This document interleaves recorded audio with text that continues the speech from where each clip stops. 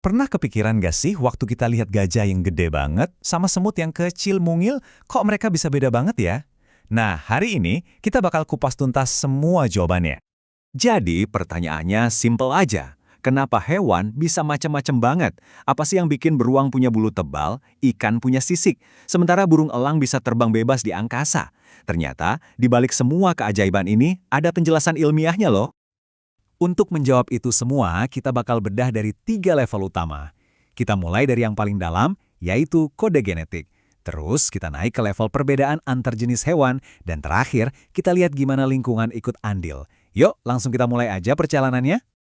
Oke, bagian pertama, dunia hewan yang beragam. Sebelum kita nyemplung ke penyebabnya, kita lihat dulu deh betapa luar biasanya keragaman hewan di sekitar kita. Serius, setiap bentuk dan ukuran yang kita lihat itu ada alasannya. Coba deh bayangin bedanya. Seekor paus biru raksasa di lautan dan seekor kolibri mungil yang terbang di antara bunga. Habitatnya beda, ukurannya beda, cara bergeraknya juga beda total. Sekarang saatnya kita bedah kenapa ini semua bisa terjadi. Oke, kita masuk ke level 1. Kita mulai dari bagian yang paling dasar, paling dalam yaitu kode genetik.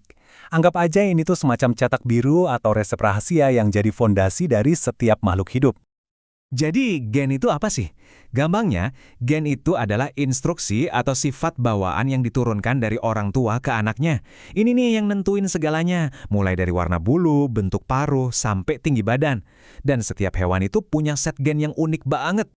Efek dari gen ini bisa kita lihat langsung sehari-hari. Contohnya pernah lihat kan, dalam satu keluarga kucing, ada anaknya yang bulunya hitam, ada yang putih, ada juga yang belang-belang. Atau kenapa anak ayam dari satu induk yang sama, ukurannya bisa beda-beda? Nah, jawabannya ya karena kombinasi gen unik yang mereka warisi.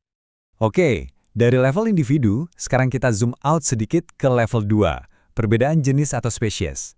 Nah, ini nih yang ngebuat pengelompokan hewan jadi beda secara fundamental. Jadi, setiap jenis hewan itu ibaratnya datang dengan paket bawaan yang udah lengkap. Ini bukan cuma soal penampilan doang loh, tapi juga menyangkut cara hidup mereka, apa yang mereka makan, dan kebiasaan khas mereka. Kita ambil contoh paling gampang ya, kucing sama anjing. Sama-sama hewan peliharaan populer, tapi mereka dari jenis yang jelas beda. Kode genetik kucing memang didesain untuk jadi pemanjat yang lincah, sementara anjing ya lebih cocok jadi pelari. Contoh lainnya yang keren nih, ayam sama elang. Kan sama-sama punya sayap tuh, tapi karena mereka beda jenis, kemampuan terbangnya juga beda jauh banget. Sama kayak ikan yang terkunci untuk hidup di air selamanya, sementara katak karena dia amfibi bisa asyik hidup di dua alam. Dan sekarang kita sampai di level ketiga, potongan puzzle terakhir, pengaruh lingkungan. Ini semua tentang gimana tempat tinggal seekor hewan atau ekosistemnya ngebentuk fisik dan perilakunya biar bisa bertahan hidup. Intinya gini, hewan itu nggak hidup di ruang hampa. Mereka harus menyesuaikan diri sama lingkungan mereka. Suhu panas atau dingin, banyak air atau kering kerontang, jenis makanan yang ada, semua faktor luar ini seolah-olah memahat seekor hewan selama ribuan bahkan jutaan tahun. Hubungan antara hewan dan lingkungannya ini kelihatan jelas banget. Ikan butuh sirip dan insang ya, karena hidup di air, itu mutlak.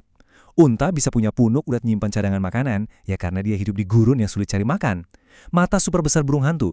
Itu adaptasi biar bisa lihat mangsa di gelapnya malam. Dan tentu saja, bulu super tebal beruang kutub itu jawaban alam untuk cuaca super dingin.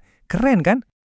Oke, kita udah menjelajahi 3 level penyebab perbedaan pada hewan. Sekarang, yuk kita tarik benang merahnya dan simpulin semuanya biar jadi satu gambaran yang utuh.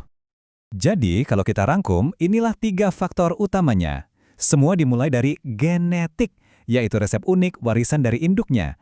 Resep ini kemudian menentukan dia masuk ke jenis hewan apa yang udah punya paket karakteristik dasarnya sendiri. Dan terakhir, ekosistem atau lingkungan tempat dia tinggal bakal membentuk dan menyempurnakan hewan itu lewat proses adaptasi.